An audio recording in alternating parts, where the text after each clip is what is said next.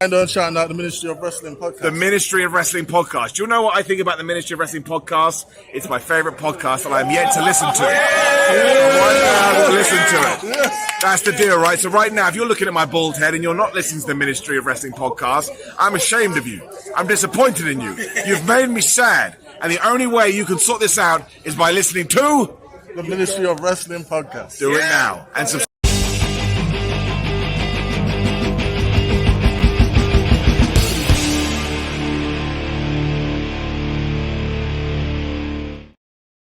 Hey yo, how you doing, Ministry fans? It's me, the one AJ, back in the house, and you know why we're here. The background's kind of giving it away. It is SummerSlam, the biggest party of the summer.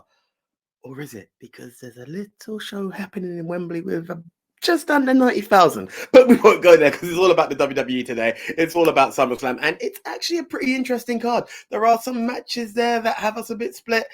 Well, we'll see how split it is, but I mean, it's an interesting card. I can't really call any dud matches short of the Battle Royal, but we'll touch that when we touch that. So it's all about that. So if you are joining us for the first time, let me just introduce myself. I am the one AJ Anthony Jordan, one of 5 members of the Ministry of Wrestling. Now, we are building, guys. We are trying to bring different shows, but time be time, and we just don't have the time.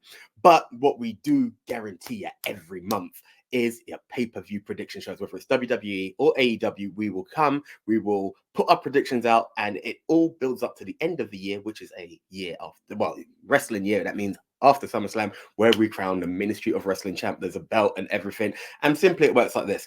You predict a winner for a pay-per-view, you get a pay-per-view point. The person with the most pay-per-view points gets a series of show points. And the show points work like this. Essentially, it's the person with the most points. Most pay-per-view points will get 4 show points. The person in second place will get 3 show points. The person in third place will get 2 show points. Fourth place gets 1, and fifth place gets 0. No, that is not a banter thing. It's just like football/soccer. You win, you get 3 points. You lose, you get nothing. You draw, you get 1. But we just had to balance out because it's not 1 versus 1. It's 5 guys all against each other. So let's not waste any time. Let's kick off the WWE's biggest party of the summer, SummerSlam, with the prediction. Now, we don't know the order, so I do apologize if I get this wrong. It's just the way we think it's going to go. So for match 1, we are going for the world's heavyweight title, Seth freaking Rollins versus Finn Balor. How do we pick? Let's have a look. There are 3 matches that I have said have left me unstuck. I can't find an answer. I've done the 2 other videos. They're there. We're talking Ricochet, Logan Paul. We're talking Gunther, Drew McIntyre. This one has me stuck like nobody's business because it's the world's heavyweight title. And I swear to you, Seth, well done. Seth freaking Rollins, well done, because I stopped calling it the B belt. Do you know what I mean? You made it something in a very short space of time, and I'm loving it. But it wasn't just you. Finn Balor is also very, very instrumental in making this title worth something. The Judgment Day are instrumental in making this something. Damian Priest is holding the briefcase. Rhea is holding the title. Dominic is holding the title. The leader is holding nothing. The leader deserves to hold something. The leader won this. No, he didn't. He won the other title, but he won a title, an inaugural title at SummerSlam. 7 years in the making. And who could he take it off? The same guy he beat before. But he lost to this guy at Money in the Bank. Now, I've seen Seth lose 3 times to Cody Rhodes. WWE are not opposed to making people lose X amount of times. Jimmy's going to do it to Roman. I'm not being deep. It's just real. I would love to see Finn Balor as champ. I need to see Finn Balor as champ because more than anything, more than just holding the title, more than anything else, like more than wanting to see the Judgment Day be the ultimate running this business, holding titles and angles all over the place, and that stare down, the fact that it could go any way. Do we turn Drew heel and make him go for Seth, or do we keep Drew face and make him go for Finn? And this is another idea. This is what I stopped at earlier when I said stay tuned. This is an idea that's in my head. But it's the idea of the Judgment Day running the entire business that says to me, WWE are going to keep it on Seth Rollins, but I don't know. I'm sorry, guys. This was making the video longer than it is. I don't even know how long the other guys' video is, so this could be one of the biggest videos you ever watch. But I'm unstuck. I don't know which way to go. I'll be honest. And I've spoken to Nico officially, unofficially, and I was like, I'm going this way. You've recorded your video. You're going to know mine, and my pick is this. Like, there was no swaying. It's just what it is. I'm unstuck. I really need it to be Finn. I don't want it to be Finn. I need it to be Finn, but it's Seth freaking Rollins. And I said, if I go Seth for points, I'm going to go with Seth, but I'm going to go with Finn, and I'll be happy that Finn wins and willing to sacrifice the points. I'm not so sure now. I'm still stuck. I need it to be Finn so badly. Like I needed LA Knight, and then I went the wrong way. Seth is on this trailblazer, but we don't need trailblazers over and over again. This is a chance to have fighting champs. This, I don't want to just see Finn win for all that. I don't want to see Finn go back into obscurity. Finn is finally back at the top of the mountain, and this is what we need. But do WWE trust him as a face of their company? And that is what scares me. Do they give us a Finn versus Roman at Survivor Series, when obviously there's so much to be said in Roman versus Seth at Survivor Series, but there are still months between that. They can play hot potato. They can do what they want with this title. This video is going on way too long. Way too long. But I don't have an answer, guys. I'm going to give myself 5 seconds, and whatever comes out of my mouth is what's going to come out of my mouth. 5, 4, 3, 2, 1. Seth Rollins. It should be Finn, though. It should be Finn, and I hate the fact that I've said Seth. I maintain I'm sticking with Seth, but Finn, if you do it, I don't care if I lose the belt, my ministry belt over this. When I say mine, as in our belt, because I lost on this, because I want you to win. I want you to stand tall, and I want the Judgment Day to stand tall. So Seth to win, but Finn, don't do me bad, bro. Win. Seth Rollins versus Finn Balor. Now, this one has so much potential to be interesting, but I don't believe we're going to get that. So my prediction is that Seth Rollins beats Finn Balor. What they should do, this would be my, to quote the one AJ, this would be my big call, would be for Finn Balor to beat Seth Rollins and then instantly Damian Priest to cash in on Balor. Now, a few weeks ago, that actually would have been my prediction, because they were teasing that the Judgment Day are breaking up. But the Judgment Day are so strong at the moment, and they're one of the great attractions on Raw and in WWE in general, that I don't think they're breaking them up. So the idea of Priest cashing in on Balor, I can't see that happening, although it would be entertaining as all hell. There's an outside chance that Rollins wins and Priest cashes in on Rollins. That may be teased.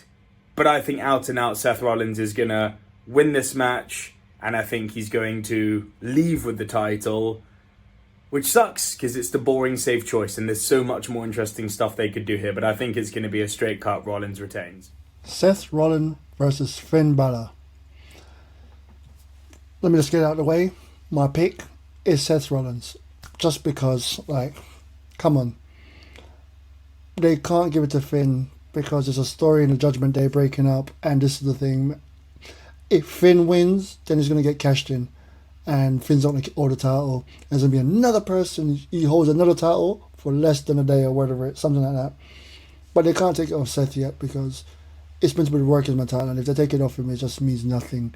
It still means nothing. I'm still saying this is the nothing title until they say make it different for me. But right now, yeah. To be honest, I don't really care about this match. I'm being real with y'all. I don't really care. I know there's meant to be some big Judgment Day story, but yeah. Seth Rollins winning. Finn and Seth, please put on a good match this time. Y'all don't really do good together, but two great wrestlers not putting on good matches. What the hell? Alright, anyway.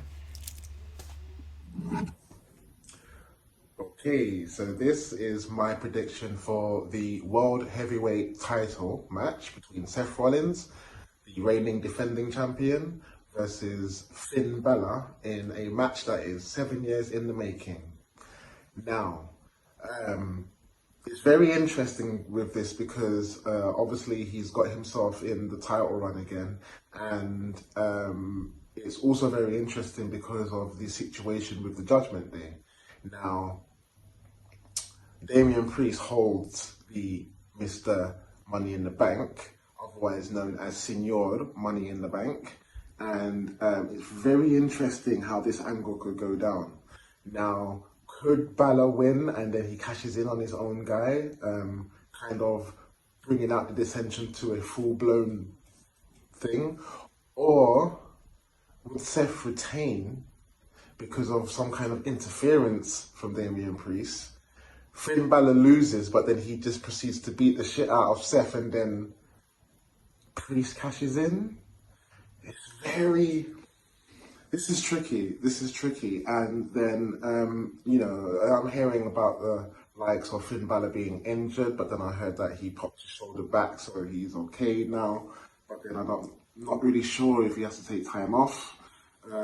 At the same time, Seth has got like roles to play in different TV roles. So it's like very interesting, you know? Now, with the world titles, a lot of champions have had that kind of swing where they get to dictate whether they drop the title or not. Roman Reigns and Brock Lesnar are a fine example of that. If you're the world champion, I believe you should be able to have some kind of swing. So, you know what, just for interesting situations, because I had to think about this with my head, I'm going to say Seth to retain, but I've got a really funny feeling that Damian Priest is going to cash in that match. So, yeah, I'm going to say Seth to retain. Seth Rollins versus Finn Balor for the World Heavyweight Championship.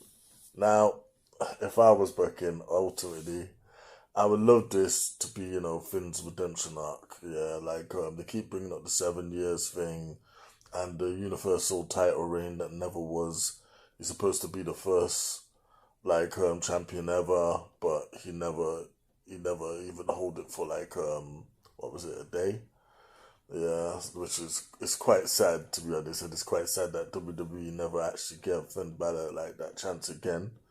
So, my heart says I would actually like Finn to win, because I feel you can swap a title around. It doesn't need to be 2 long title reigns. You already got the long one with Roman. There's no need for 2. But ultimately, I feel that Seth is their guy, and they want to keep this reign going for at least a decent while, so it doesn't look like, it was just some one-off chump title reign for the very first reign of the World Heavyweight Championship reimagined. I also think they're probably going to at least keep the belt on Seth until Survivor Series, where he can go and fight Roman one-on-one, with the storyline being that, Roman's never beat Seth, blah, blah, blah. So, yeah, I don't see Seth losing the title anytime soon. So my pick is Seth Rollins. Okay. So the entire ministry, if you joined us for the first time, you see I wasn't lying. There are indeed 5 of us. So yes, we've all gone for Seth frickin' Rollins to retain, even though there are a few of us who would like to see Finn Balor be the champion. Leon is teasing with the fact that Senor del Dinero en el Banco may cash in. Will we see that? We don't know. But right now, it's all-round card Seth to win. So let's see if there's any variation in match 2, which we believe will be not me, before they say, I never voted that, but it doesn't matter. It's the points, not the order of the card. But it's Ronda Rousey versus Shayna Baszler in an MMA rules match. So essentially that is just a match where you can't pin. It's just tap out or submission or knockout. I don't think they're going to put a cage up or anything like that. It's just 2 MMA stars clashing in an MMA fight. But yes, let's have a look how everyone swayed their votes. Ronda Rousey, Shayna Baszler. Now, this is only interesting because I believe this is finally going to be Shayna's chance to shine. Not, unfortunately, because I believe WWE have any belief in her. Let's face it, WWE, since her loss to Becky at WrestleMania a few years back, have just not taken Shayna seriously at all. And they got the world's biggest Vince McMahon-shaped hard-on for Ronda Rousey. Don't get me wrong, I like Ronda Rousey too. But I'll also say, while I think her rookie year is one of the best ever, her second run in WWE has not been as good. And from what I'm hearing and we're hearing is that her contract is now up and it doesn't look like she's going to renew for now. I'm sure there'll be place for her in the future, but I don't think she's renewing for now.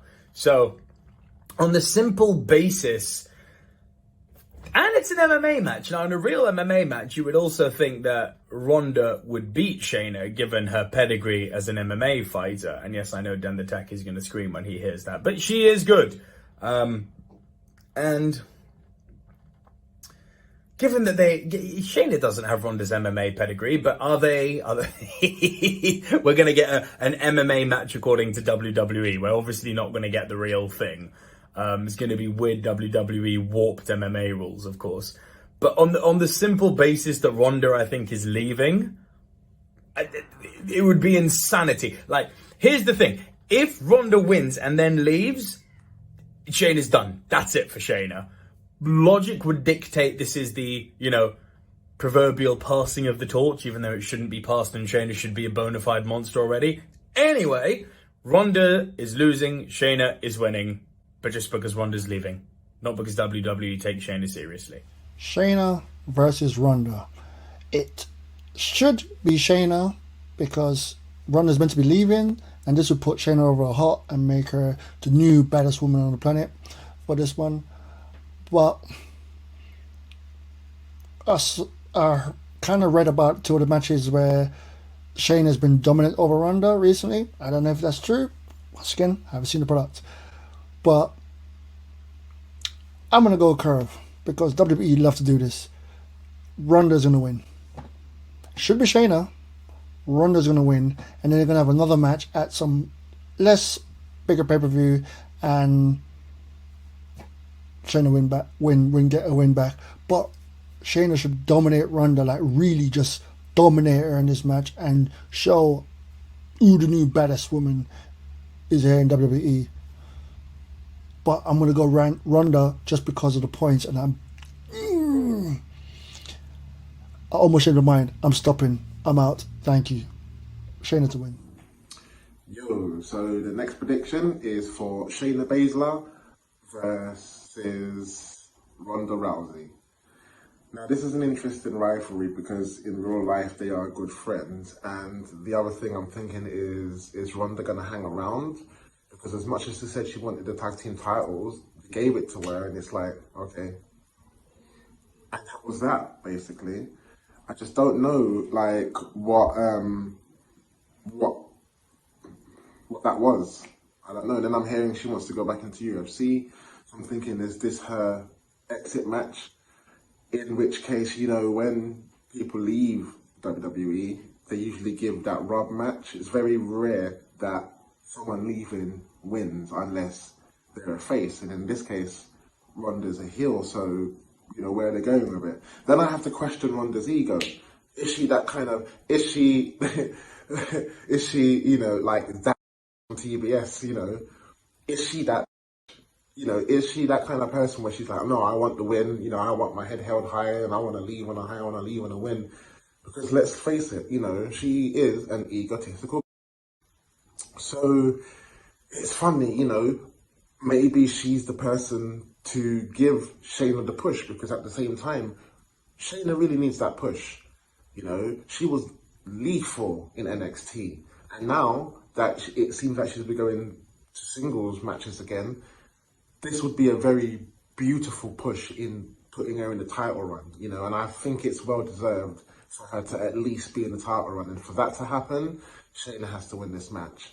So as much as my head thinks that Ronda may win this match, for it to make sense and for the push to make sense, I'm going to say Shayna wins the match. Maybe she gets her ass beat afterwards, but I will say Shayna wins. Ronda Rousey versus Shayna Baszler. I'm happy this match is happening. Yeah, it's a bit sudden because Ronda is imminently going to be leaving the company, so we're here. Personally, I would have thought this would have been a dream match years ago when we had Ronda first come in and she was the baddest woman on the planet. And Shayna Baszler was an NXT Queen of Hearts version, the best version of her, when she was just dominant. was nasty, straight up. Yeah, one of the best NXT Women's Champions of all time. Yeah, I would have liked to have seen that version of Shayna versus Ronda. Now, right now we're getting a bit of a watered down version of both individuals, which is sad because their backstage vignettes that they've been showing, have been really good. And to be honest, this is the type of emotion, drama, and history you could have built into a WrestleMania main event. If the people involved were still utilized how they was in the very height of their popularity. Unfortunately, they're not. But this is like, I would guess, the consolation prize. Yeah, we're not getting either of them at their best, but I'm sure they're gonna do their most to like put on a great show. Maybe even try and steal the show. And like, if this is under swung song for a while, I hope they go out with a bang. And like, they did allude to this in the vignettes that those two are generally friends. So as such, I think Ronda is gonna want to do the best thing for her friend going out the door, and like, Shayna Baszler gonna pick up the win. Hopefully, this leads to something for Shayna. Hopefully, this is like, a resurgence of what she called the Queen of Spades or something. Yeah. Hopefully, like, this is her resurgence, and bring back her old music too. You did it for Tommaso Ciampa. Bring back her NXT music, far more badass. The match we all knew was coming, but I didn't want it to happen just yet. I still wanted a monster tag team run between these two. Ideally, I still wanted 4 horsewomen versus 4 horsewomen, but where would that happen right now? But I was really excited for Ronda versus Shayna. I was live and was like, is that how we end or kick off a feud?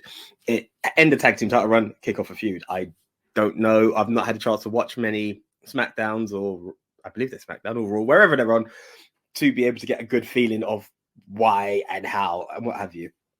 However, let's not waste any time. I have to go with Shayna Baszler. Shayna's my girl in that view, guys. Like, you saw it in the Rumble. That was my dark horse. Someone I wanted to be something and do certain things. Or my Iron Woman. Yeah. Like, let's make something of Shayna. Let's bring back the beast, the Queen of Spades. This is what it's all about right now. This is what we're looking for. And I just had a diamond cutter, didn't I? But it doesn't matter. What I'm getting at is there was rumors that Ronda's on her way out. Could she extend the feud a bit more? Possibly, but let's go with it. Let's go with the right answer, and the right answer is Shayna Baszler for the win. She beat Ronda Rousey in an MMA rules. It makes her an absolute beast. She could even be a feature on Shoot Fight Fans. That's for you, Dendertech. And she will be that person again. She's a worthy title contender, and this is what we're looking for from Shayna Baszler. So yeah, Shayna all the way. Sorry, Ronda. Bye. Okay. So we have one man who has been braver than the rest of us and has gone with the curve, as he said. So here we go. If then the tech is correct, he will then be with 5 points. The rest of us will then become second. So he would get 5. The rest of us will get 4. Conversely, which is really weird, the other way would be if he is right and we're all first, he would get 0 points and we'd get 5. It's weird, but it's how it works, I believe. We'll rectify it on our recap show because he's the points keeper and he'll explain it more. But yes, either way, 4 of us have gone with Shayna Baszler. Then the tech stands tall with Ronda Rousey as the winner. I can't lie, I'm backing me and the rest of the boys on this one. It's just the way the points go, and I really want to see big stuff for Shayna Baszler. Whether it not even just a match, but let's bring her back to who she was in NXT. Who she was, the one who just mocked everybody and knocked them all out in an Elimination Chamber. That's what I'm looking for. But that's that. Anyway, we go from 2 MMA stars to one other MMA star, I believe, because we're talking the American Nightmare Cody Rhodes versus the Beast Incarnate Brock Lesnar in their third of 3 matches. They're both at one apiece. Who gets the rubber match victory? Let's see how the guys voted right now. Cody versus Brock. There shouldn't even be a query about this match. It's been one apiece. Shouldn't be none, but it's one apiece. It has to go to Cody. Just for the story they're meant to be telling, which I don't know the story. I'm the casual fan. They're not pushing the story. They're not telling us about the story. We just, if it wasn't for the rest of the ministry, I wouldn't know what's going on. So there's a story about him winning the championship, and I think he's just the new John Cena. But anyway, come on, Cody, you must win this one. But if Brock wins, yeah, I'm picking Cody on this one. Yeah, has to be. All right, cool. Yo, it's me. It's that reigning champ, the ultimate Finesse Simsy. And this is my prediction for the SummerSlam match between Cody Rhodes and Brock Lesnar. Now, this has been quite the interesting rivalry. And, well, let's just be honest. Cody's just been getting his ass beat, including in front of his mum. I mean, man, it just reminded me of that match with Brock Lesnar, where he had that match with that one-legged guy, and he beat him in front of his mum and hit him with the steel chair and busted him open and stuff. It was very similar to that. So I thought that was so funny. But this time around, obviously, we have a bit more of a fiercer competitor in Cody Rhodes. This is the interesting rivalry. He obviously got one over on Dominic, who's on fire right now. However, this has got to be the start of the push for him to go for the title. I don't see him losing this match, because if you even look at it like, okay, let's say, if he loses the match, where does it go from there? Brock Lesnar disappears because he's not going for any title. So it would pretty much leave Cody nowhere again. You know, next thing, he'd start showing up on NXT, which is what I don't think anybody wants. As much as the crowd might go crazy, it just doesn't make sense. And hopefully Vince doesn't interfere with this, because I know if he had his way, that's exactly the route that they would make him go down. So I'm going to say SummerSlam, it's a big event. It's one of the big 4-pillar stage events. And therefore, my winner for this match, Cody Rhodes. Cody Rhodes versus Brock Lesnar. So this is the third time they're going around the rubber match. Ultimately, with how Cody has been getting his ass whooped on Raw, I can't see like Cody not winning this and like ultimately winning the feud. Because Brock is not going to be around forever. I don't think he's going to be around past SummerSlam. He's probably going to take a break for a while. Maybe pop back up around Survivor Series time or something. But Cody, of course, he's moving onwards and upwards as his role as the main face in the company.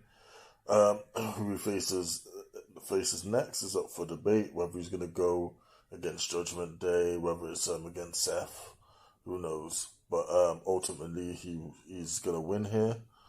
My pick is Cody Rhodes. The American Nightmare, Cody Rhodes versus the Beast Incarnate, the Conqueror of the Streak, Brock Lesnar. Part 3.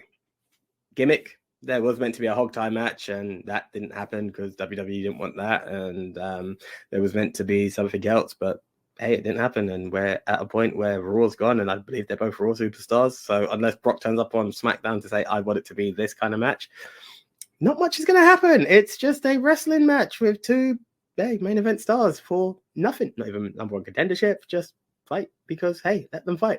And Brock just decided to turn on him as a tag team partner at the Raw after WrestleMania, where they've both lost to Roman Reigns.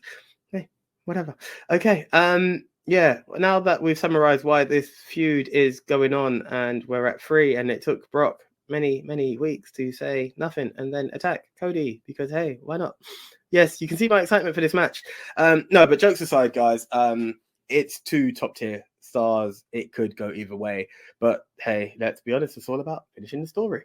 And as I said, I believe they're going to prolong a lot of stuff for Cody on Raw, and this is what they're doing. And eventually he will go over and win the WWE title, which is now the Universal title, which he'll probably rechristen WWE title when he wins it, because the World Heavyweight title is the WCW title that his dad held, not the WWE title that no road has ever held.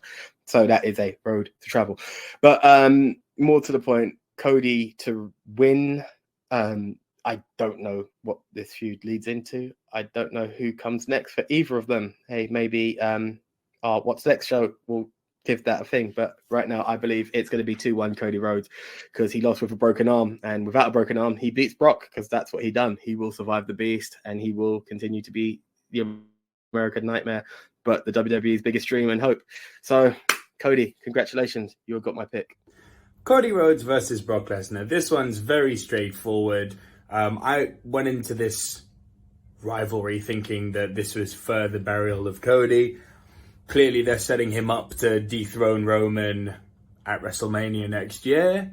So they've got to rebuild him, to continue the story, to finish the story, which should have been finished in Los Angeles. That aside, this is the rubber match. Brock's going to sell hard for Cody. This is going to make Cody look like an ultimate warrior who didn't just get lucky this time, like he did in Puerto Rico. He's going to outright beat Brock Lesnar, fair and square. Cody Rhodes for the win. Is what it is. So we're all back together. Everybody believes that the American Nightmare will slay the beast. Again, it's one of those matches that it just there's a build, but there isn't. So you can see it in the guys that there's a bit of excitement, but maybe not enough, because we needed more depth and ground to it. Give us something to look forward to from WWE. But it will be tailored as two top performers. It's always good to see Cody. Saw him live, sang Kingdom live. It was absolutely amazing. And Brock is Brock. Like, hey, that's that. And also, that's another reason Cody got my vote. He turned up at the UK. Brock, shame on you. Anyway, let's not diverge into what happened and what hasn't. Let's keep going. Oh, God. Let's not divert and look at what happened in the past. Let's go to the future once again. And that is a next match between two high flyers. Actually, we are going to go back, because it happened at the Rumble, it happened at Money in the Bank, and now they're finally clashing one-on-one at SummerSlam. I'm talking Logan Paul versus Ricochet, one-on-one, just for fun, and let's see him flippy-dippy-do all the way. So this one should be for you, Nico.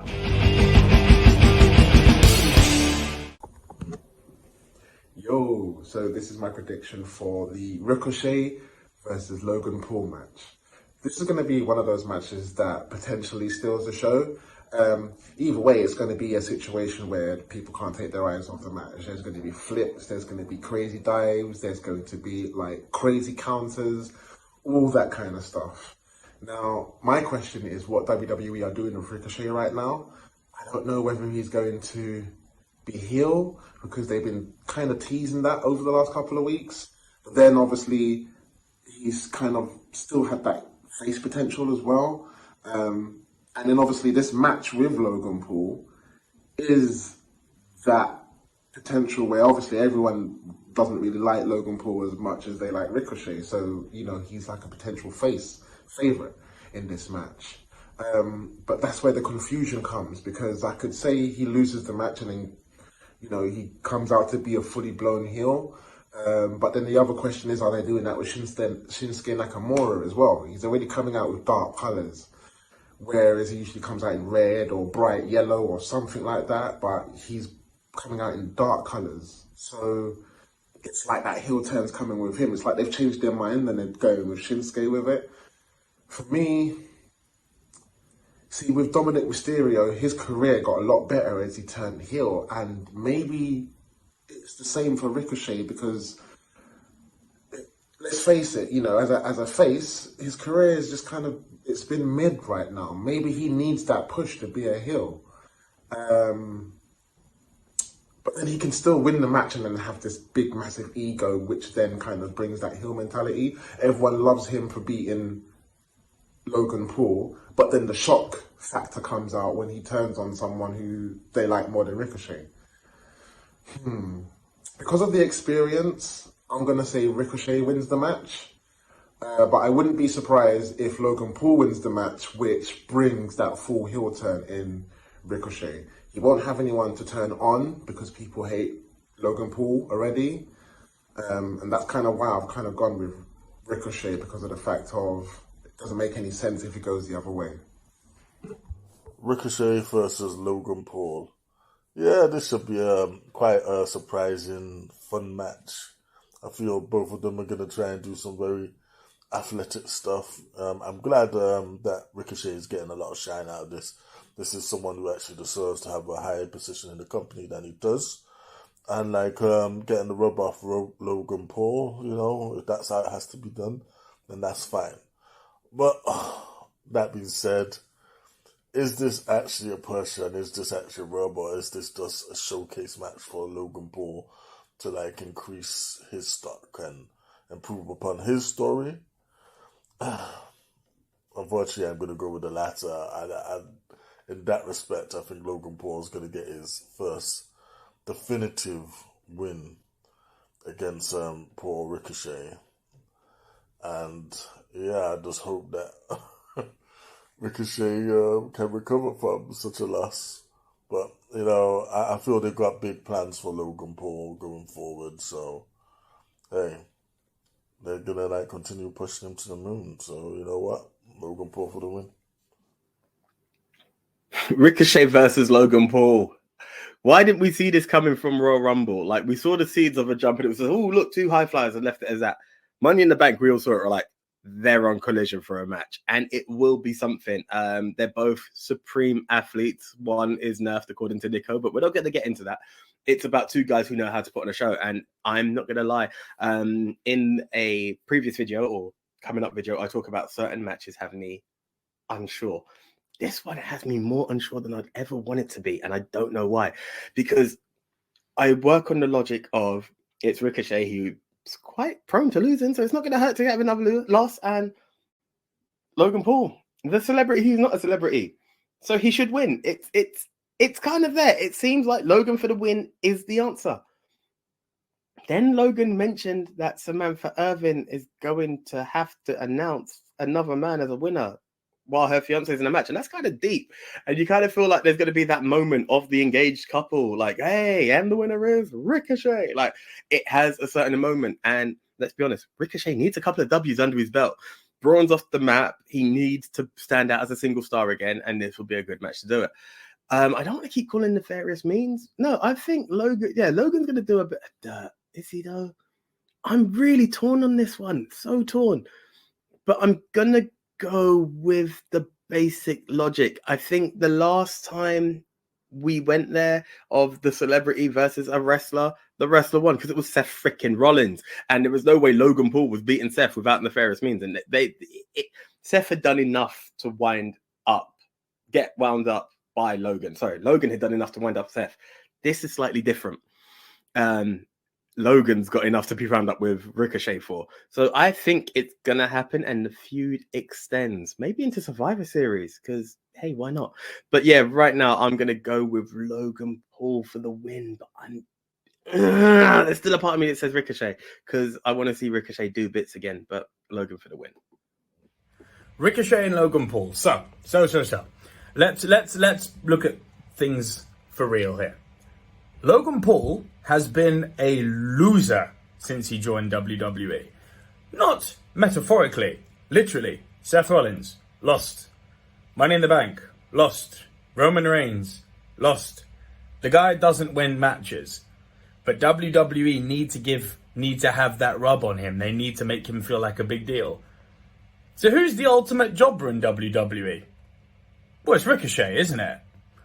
So, if anyone thought that if anyone thinks that Ricochet is going to win this, oh boy, have I got a rude awakening for you. And that just speaks volumes about how the company views him, because for him to lose, that any other person, if there was any wrestler that was taken seriously, who was coming up against someone who was losing,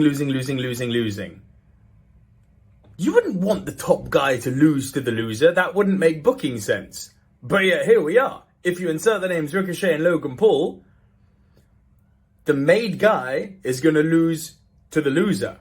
And Logan's about to get his first W. The only reason I don't like this is because it just confirms that the company is never going to give us the real Ricochet. Logan's winning this. Called it. Logan Paul versus Ricochet. I called it. I knew this from the second that table spot happened at Money in the Bank. I went, they're gonna have a match. Quite quick, but they're gonna have a match, and it should be. You know, who Logan Paul is. He's a new McMahon, Shane McMahon, who takes those dangerous things. I don't know what he's gonna do that's so dangerous this one, but he's gonna do something. And I always say the celebrity always wins.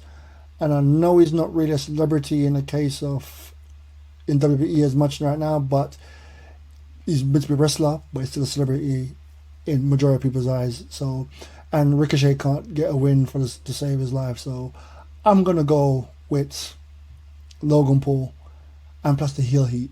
Yeah, I'm a heel fan. Logan to win.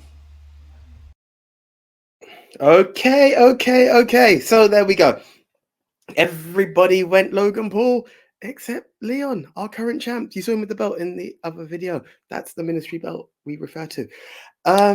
Yeah, that's an interesting one. Like I'm not saying he's wrong. There's still this part of me that says Ricochet may take the victory, but ultimately I'm still going with Logan. So once again, guys, you see how the variations go. Now, there could be a fact where Den is correct, Leon is correct, and with that, they're on equal pegging of top.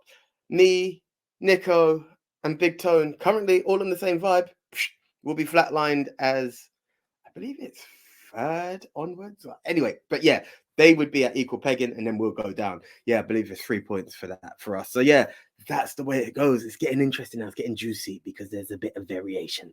Will the variation continue, or are we all going to be back on the same page? There's only one way to find out. Let's talk the IC title, the former working man's title, because, well, Seth's got the other working man's title now, but yeah, the Intercontinental title, the Ring General versus the Scottish Warrior, Drew McIntyre, Gunther versus Drew. Which way did we go? Let's have a look. Gunther versus Drew McIntyre for the Intercontinental Championship. Alright, so yeah, it was a great moment at Money in the Bank when Big Daddy Drew returned. Like, the crowd would go nuts for him, and to be honest, that momentum I sort of carried on with Drew McIntyre. And like a condition of him remaining with WWE, and being put back on TV, is for him to have a prominent role and a prominent program. So this whole thing with Gunther, I don't think this is going to be a one and done. I think this is going to just be the start.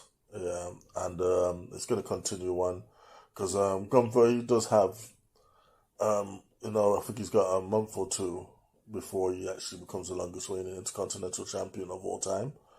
So I feel you want to do that. It'd be so stupid right now to come so close and then pull the trigger at the last moment, especially as Honky Tonk Man is your longest reigning Intercontinental Champion of all time. Is that something that really needs to persist in 2023? I don't think it is. Now, Gunther, as the Intercontinental Champion, has raised the stocks of that belt to heights it hasn't been seen in years. He's made it like worth something that like it's no skin off anyone's back that a main eventer like Drew McIntyre is going to go for the mid-card title, because again, it's in a position that is elevated anyway. That being said, though, they really got to make Gunther past Honky Tonk Man, become the longest reigning Intercontinental Champion. Then give somebody the rub of them beating him, and then he can continue to the World Heavyweight Championship. So yeah, Gunther for the win. What's interesting about this SummerSlam is there are a few matches that have me confused. This is one of them. Yeah, we're talking the Ring General, Gunther, the leader of Imperium, versus the Scottish Psycho, Nico's favourite face and champion of the Silent Era. Iron Drew McIntyre, the man who returned at Money in the Bank, caused the storm, and he's been doing his thing.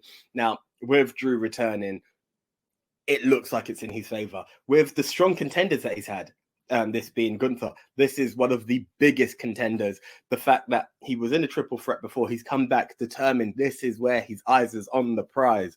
It's there. But then we've also got the story of Gunther coming to become the longest reigning IC champ of all time, outdoing the Honky Tonk Man. And that's the thing. Honky Tonk Man, sorry, Honky Tonk. I had Santino Moreno in my head there.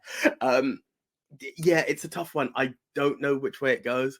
WWE all about the numbers, but then we want to keep Drew relevant. So do I call a bit of nefarious means behind it, which could be a thing? I'm still waiting for Sheamus to be the guy to the throne. Who knows how that happens and when Sheamus gets his Grand Slam, and does it even have to be Gunther? Not really. But I'm going to go with Gunther to retain. I believe nefarious means will be the cause. He goes on even closer. He may not outdo Honky Tonk Man, but he will be that bit closer. It keeps Drew relevant. And essentially, as I said before, Drew needs to have his eyes on bigger prizes on Raw. And I feel a possible heel turn could be the way. Or maybe not. We'll see. That might come up in another prediction later on. Something's just hit me. Stay tuned. Gunther versus Drew. This one's interesting. Now, when we were all at Money in the Bank, I turned to AJ when Drew's music hit as the surprise return. And I looked at him and I was like, he's going to take Gunther's title, isn't he? And AJ just looked back at me and went, now it seems to be written in the stars that Drew would be the one to do it, given his return at Money in the Bank.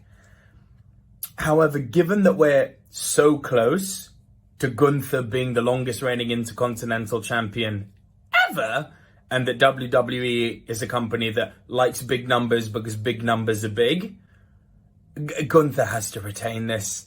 It just wouldn't sit right that he's been one of the greatest modern era Intercontinental Champions, and the freaking Honky Tonk Man is still the longest reigning ever. That needs to change, and Gunther needs to be the one to change it. So I'm going to pick Gunther because big numbers are big. Not necessarily because it's the right thing, but big numbers are big. So Gunther wins. One of the easiest to work out. It's going to be another brutal slobber knocker, as Jerry would say. But it's got to be Gunther. I'm glad Drew's back. Kind of back. I'm not sure if he's fully signed a contract or stuff like that, but they put him into a main event.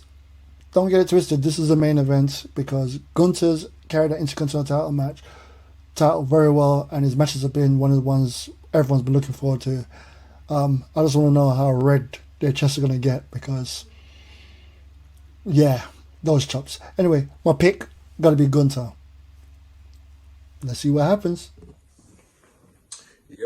So the next prediction is for the Intercontinental title, and that is between the reigning, defending, almost record-breaking champion in Gunther, the Ring General, versus the Scottish Warrior, Drew McIntyre. Now, this is interesting because this is the biggest threat to Gunther's Intercontinental title run yet.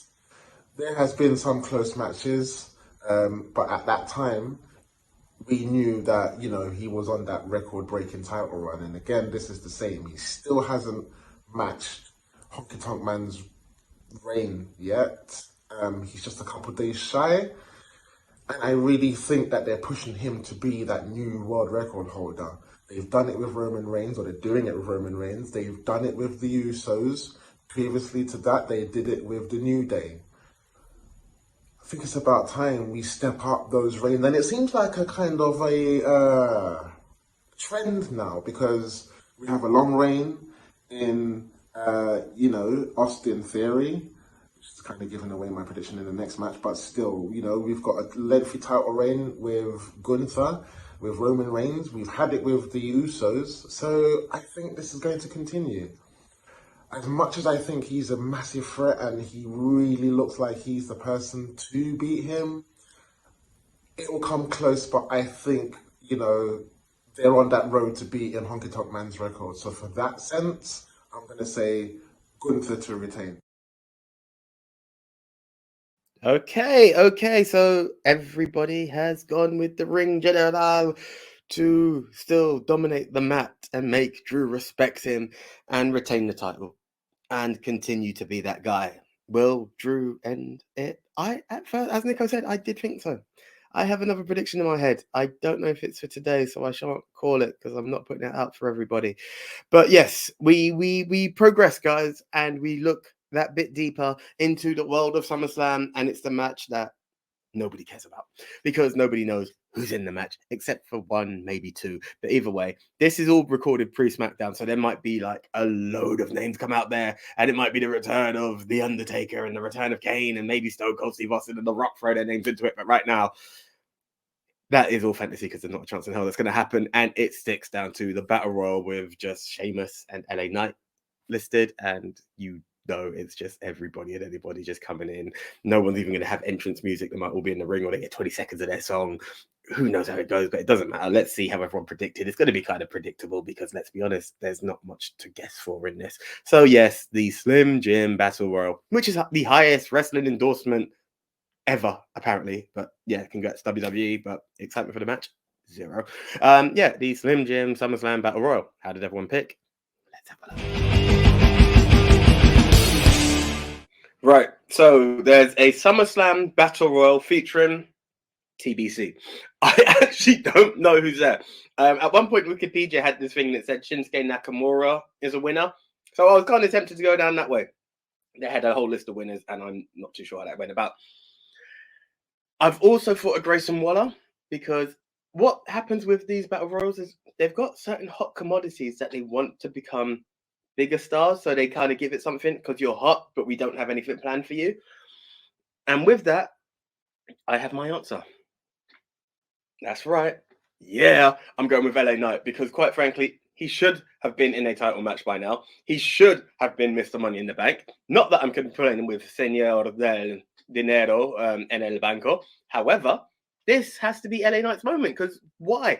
There's no real heat on anyone. There's not a load of people talking about it should be me, it's going to be me. It's not the Royal Rumble.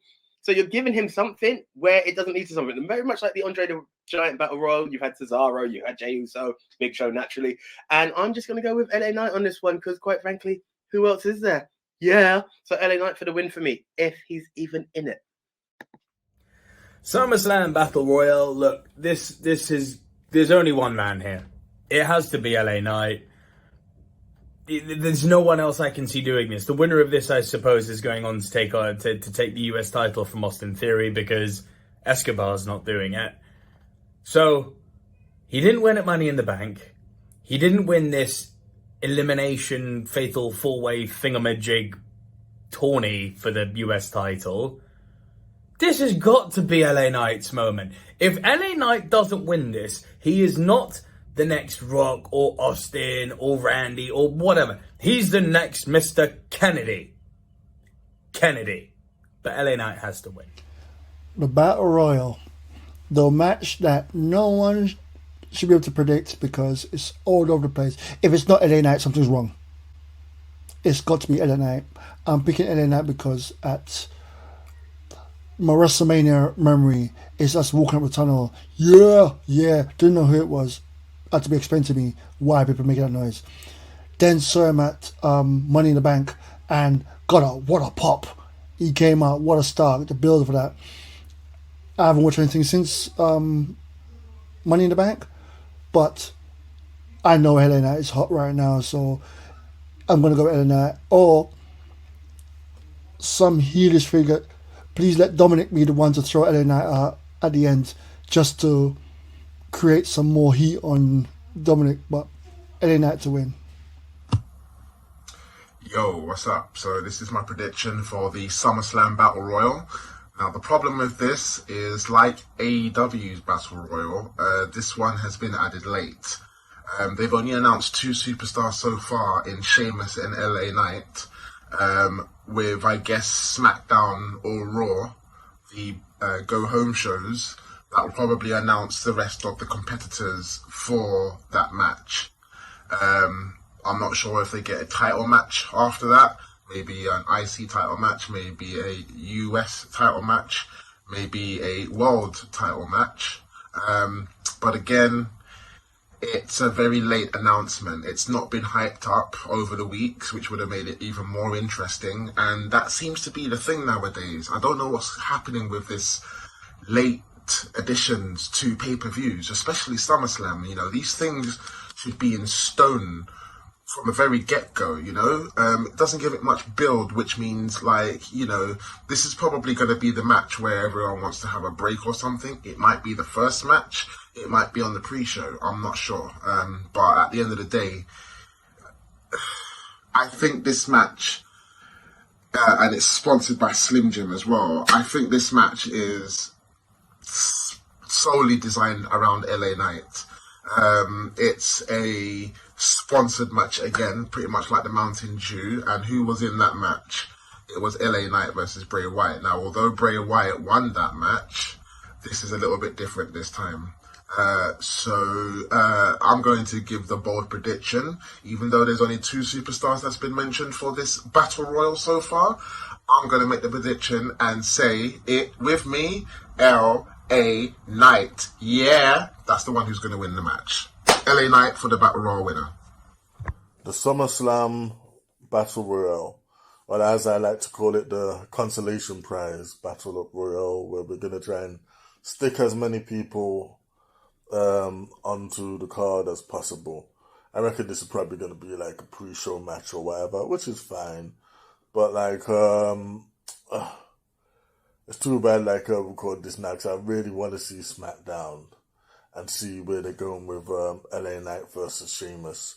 Because again, it's really about the whole interest and intrigue in this is about LA Knight.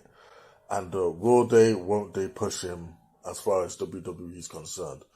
Now, I'm already worried because, again, this is the guy with the reaction, this is the guy with the catchphrases, this is the guy with the gift of the gab, yeah?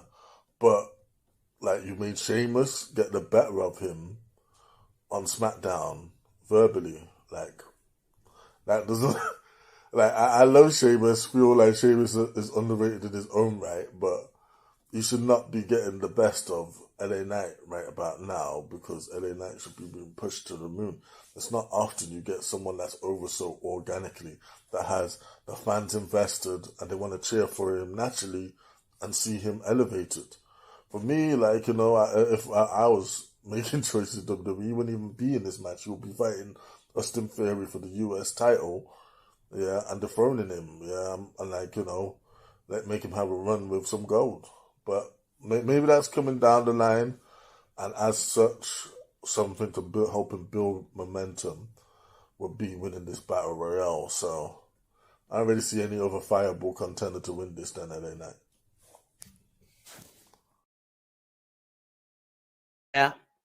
Yeah, that is just the way this is looking. There is no one else but LA Knight, because quite frankly, we don't know. Maybe it could even be like a surprise, and maybe someone like Bray Wyatt comes back. Hell, Randy Orton could come back, but I don't think they'll ever put Randy in a match like this. Let's just be real. It's lacking, but hopefully there'll be some excitement. And LA Knight will probably get the victory. And what do these battle royals lead to? I don't know. Your name just normally goes onto a plaque. Bobby Lashley, the almighty Bobby Lashley won the Andre the Giant battle royal. His name's just on a list of other people's title winners. It's not much, so I don't know. These should be exciting, but they're just not. Anyway, let's move on to something that is exciting. We're talking 1, 2, 3 contenders. Yes, the reigning defending champion, that is Asuka, versus the former champion Bianca Belair, versus a former multi-time champion Charlotte Flair. Yes, they're all fighting for the title. Which way did it go? Let's have a look how the guys voted. Asuka, Charlotte Flair, and why am I blanking? Bianca Belair. Once again, we find ourselves in a position where Asuka is the reigning champion and she's getting less TV time than her actual competitors. Now, this isn't a Roman Reigns situation whereby you keep her off TV to create that build and the suspense and that special thing. No. Asuka's never been treated well by this company, which is crazy to say when you consider how much gold she's won and you consider that she's done Royal Rumble, she's done Money in the Bank. She's basically platinum to WWE, but she's never, despite doing all that, felt like a big deal, which is crazy.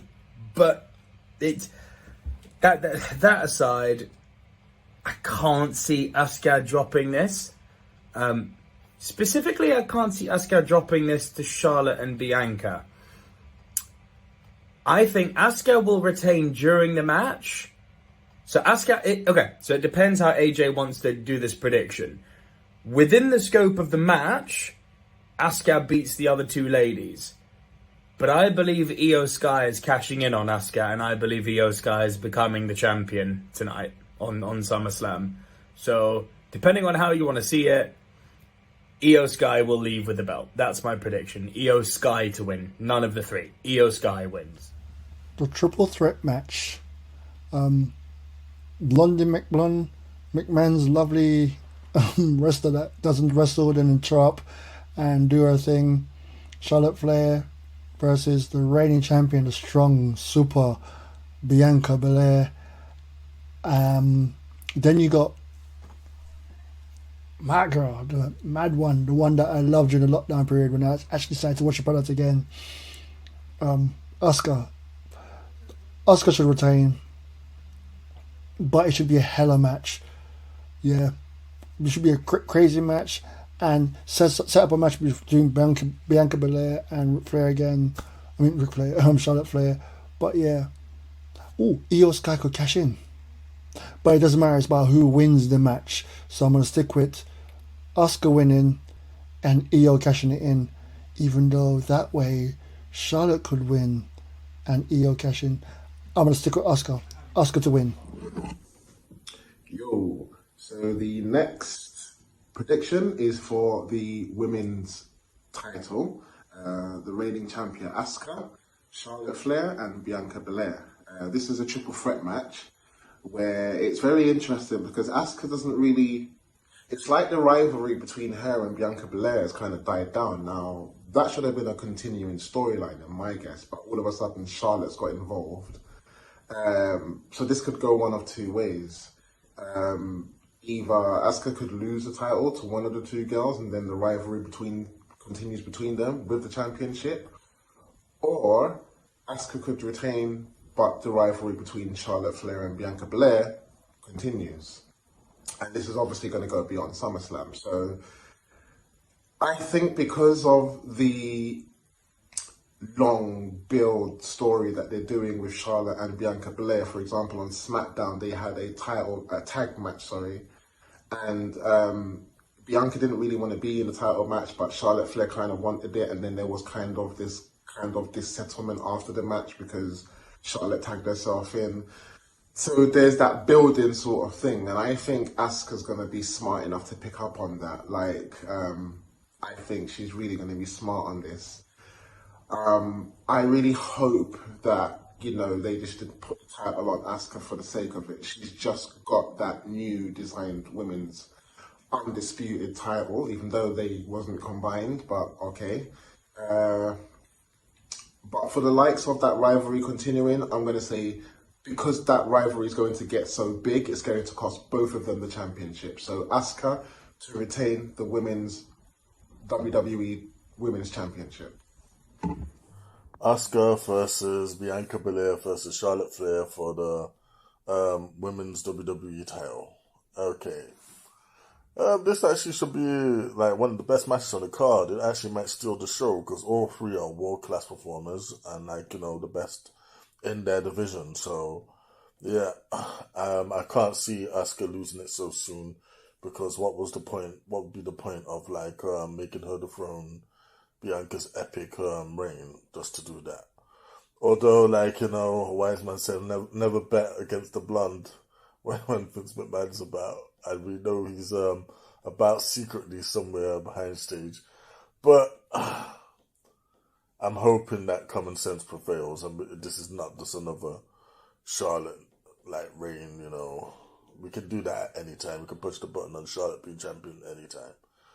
So with that being said, I feel they need to continue to make Asuka worthy of holding that title.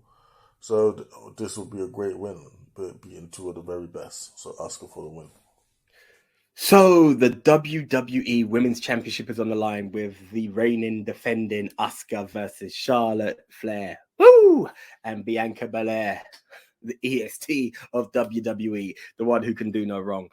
On paper, this is one heck of a match, and really it is legitimately anybody's for the win. Bianca is Bianca. She does what she does. Charlotte is Charlotte. She doesn't lose, apparently. And Asuka is champ. So which way do you go? I mean, most people, and I know Den would say, like, the blonde never loses. And this is the way to do it as she's overcome adversity.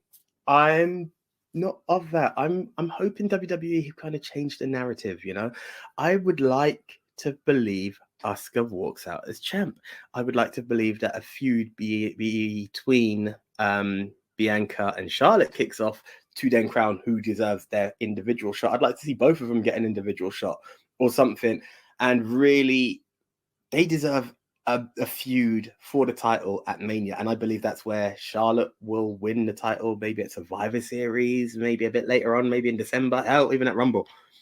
Bianca then goes on to win the title there because Bianca is the person who will defeat all 4 horsewomen at Mania. She's done 2 already. Why stop there?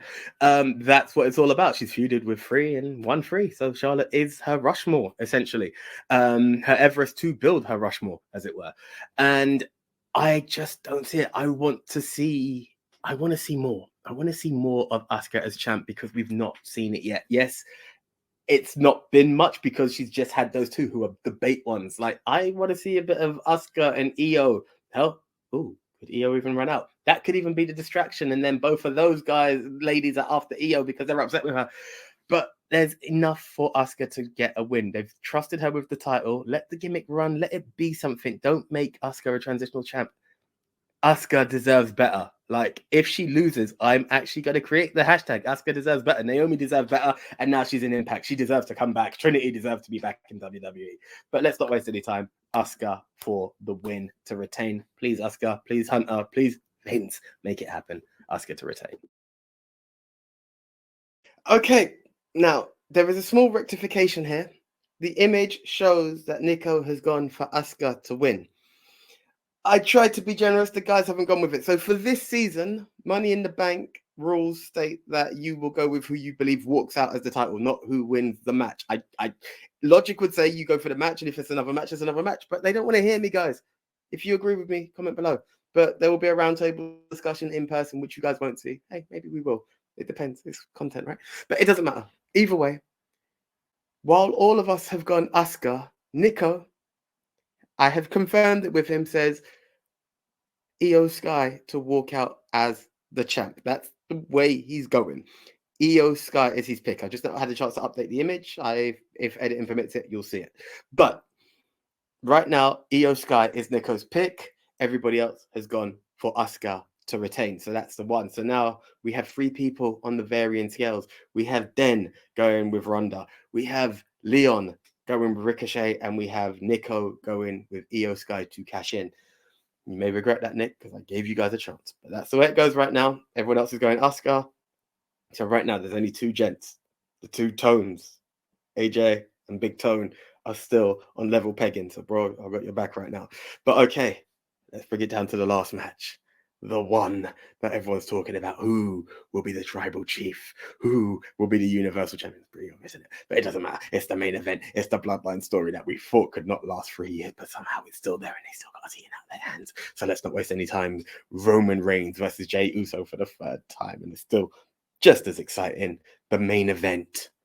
Tribal warfare. Roman versus Jey. Who will be the tribal chief? Let's see how we vote.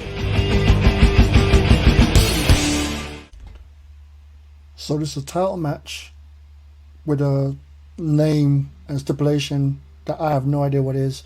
The Tribal Combat? I'm guessing it's a street fight with a new name. Main event Jey ain't gonna win.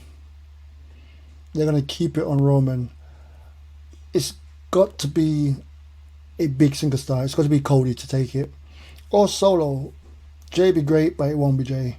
Because you have to think, can you run it after? What can you do after that? If he wins, that's the end of the story, really. And it'll be a fizzle-out kind of end of the story. So yeah, I'm going to go with Roman to win. Hopefully Solo turns on him. And then they can have a Solo versus Roman later. But yeah. I don't know what's going to happen. I love that. So yeah, I'm going with Roman to win. It's going to be good, no matter what it is. I'll trust you, WWE, on this story. Okay, so the next prediction is for the undisputed WWE World Heavyweight Championship. Now, this is a very interesting thing because obviously he got that record intact, and I think he's catching up to Pedro Morales now. So I think obviously this reign is going to continue. I don't think it's going to be cut short. Yes, Jey Uso pinned him in the last pay-per-view, but that was a tag match. The fundamentals in a tag match and a singles match is completely different. You know, in that match, you could say there were two men beating on Roman Reigns, whereas this is a one-on-one match.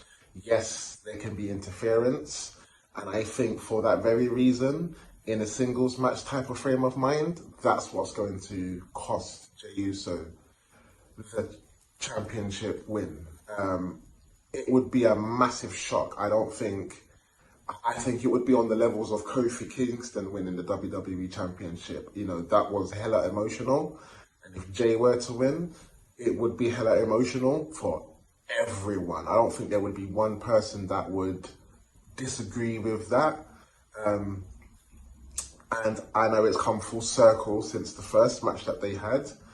But the thing is you can still be on that big stage, lose the match, and still be a winner in the fans, in the eyes of the WWE backstage, the bigger ups. And I think that's the prop that Jey Uso is going to get. Unfortunately, I don't think he's going to win this match. I think he will come close. I think his twin brother will appear. Maybe there will be a little dissension between Solo and Roman. But ideally, Roman is going to retain the undisputed Universal WWE Championship. As it says on my shirt, life's unfair, but still your world champion. Okay, main event time. Roman Reigns versus Jey Uso for the WWE Undisputed Universal Championship. Wow, what a sentence. Okay, so obviously this, I feel like unless someone can steal it, this is going to be the match of the night. I feel this is going to be fire. I feel it's going to be hyped and insane, just like it was for Money in the Bank. There's going to be so many near falls. It's going to come so close to winning. And like I feel that Jey is just going to have us believing in him, that he can do it. Yeah, we're going to really think, oh no, Roman's about to win. I reckon we're going to probably stand up at one point, think, oh no, he's lost the title. But ultimately, nah, you know what? As much as that it would be a fairy tale ending, Jey Uso is not winning this match. Now, what it really boils down to is, how is he going to lose? Yeah, is Solo going to interfere? Is Jey and Jimmy, is Jimmy going to come back? Maybe try and kick Roman, end up kicking Jey in the face. So we see some friction there. There's a lot of stuff that can happen. I hope it's not just a thing where Roman spears him and it's underwhelmingly 1, 2, 3. Nah. I hope something like, something special happens that either elevates the story or maybe even gives a fresh take on Roman Reigns. Maybe Roman goes crazy and actually beats the hell out of him. Yeah, like towards the end of the match. Like maybe Roman just goes dark. Yeah, darker than we've ever seen. And like we can elevate him, put a few more months on the clock for him that way. Or maybe he just he scrapes through by the skin of his teeth through some luck and interfering. It's hard to say. But either way, Roman Reigns at the end of the night is going to be leaving SummerSlam with his Universal Championship around his waist.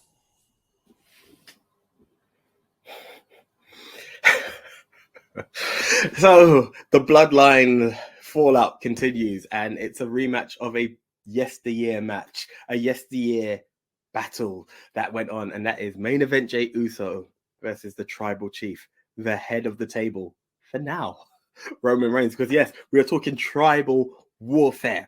We are saying the family go at it, and there are 2 titles on the line, because not only is the Universal title on the line at the time around the anniversary of Roman Reigns returning, but the title of head of the table?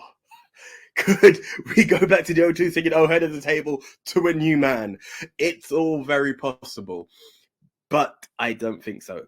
It's still Roman's time. As much as I love Jay, he is still a tag team artist. He is main event Jey Uso. Let's be honest, a man who has done main events in tag team and solo matches, not his brother, but solo as individual matches, is that guy. He is something. He has earned everybody's respect, but he's not ready to be the head of the table or the champ. What I'm wondering, though, is what is the fallout? How does he lose? Is it Solo? Is it Jimmy? Like, we could go all sorts of crazy on this. Jimmy, the fit that helps the tribal chief, acknowledges that.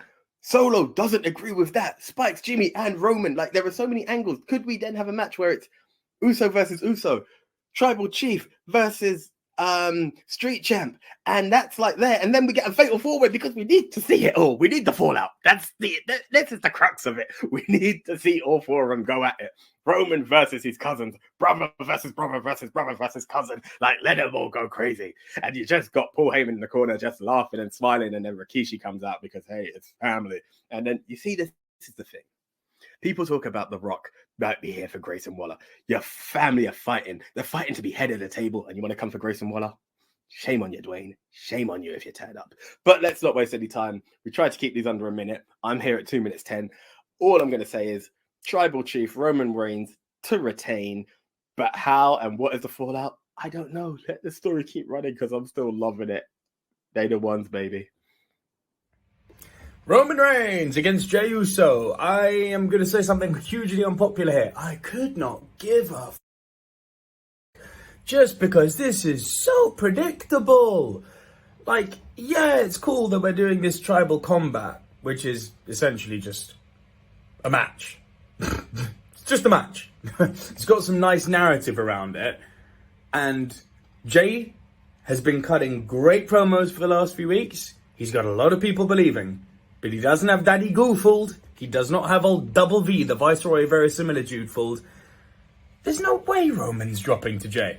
Again, this would be interesting to have him drop now because it would be completely unexpected. And let us not forget that Roman's 3-year reign started at SummerSlam, so it could end at SummerSlam and not at Mania like everyone, including myself, thinks. That would be super interesting.